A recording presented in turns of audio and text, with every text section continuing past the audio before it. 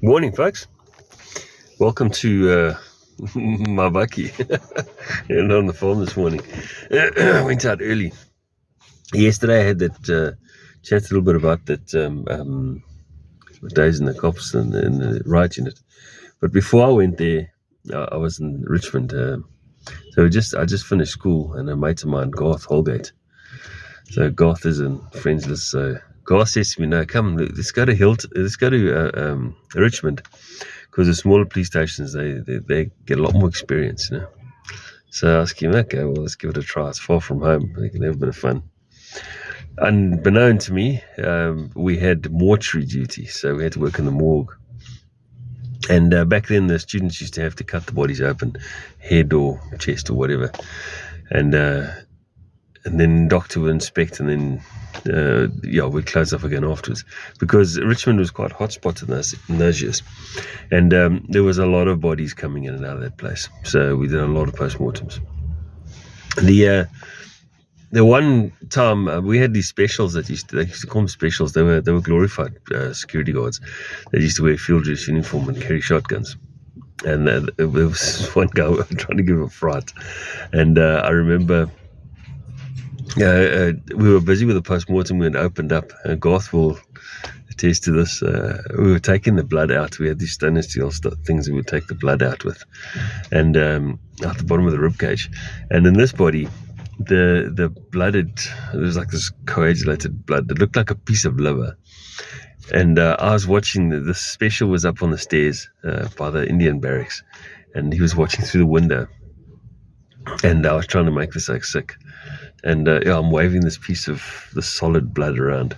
Next thing, it tears in half, and this huge chunk falls into the blood tray.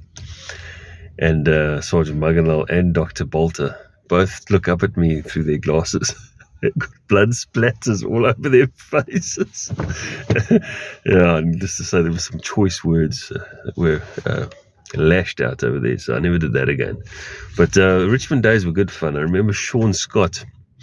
The first time Sean Scott got shot at, they shot a couple of holes in his yellow bucky, and he came into the police station. His eyes were like this. He had absolutely shattered. That was the first time I sort of got exposed to being shot at, or someone being shot at. Lieutenant Lombard was in charge at the time, and then Warrant Officer Duplessis was the 2RP. The one thing that I was in a room with a guy called Warren Holland. Yes, and he was a naughty bugger, but I like him. He's changed his ways now, but he was naughty back then.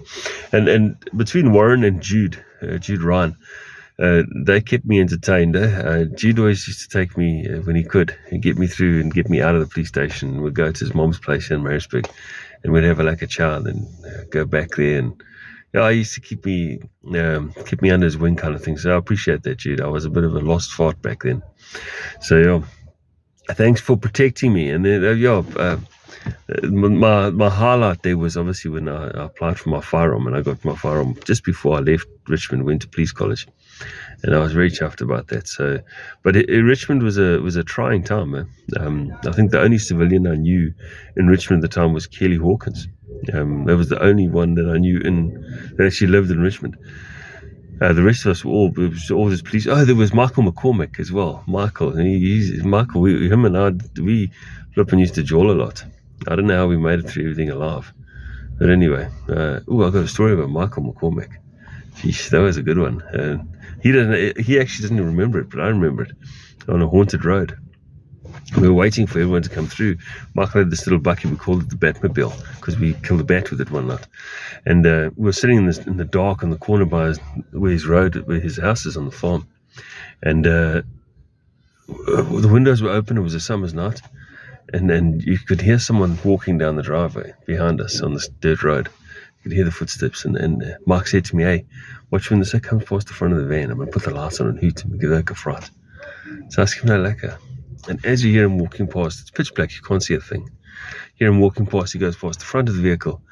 Mark hits the hooter, switches on the lights, and there's no one there. No one there. No one anywhere around us. I went cold. started that cab up, went straight back to Richmond.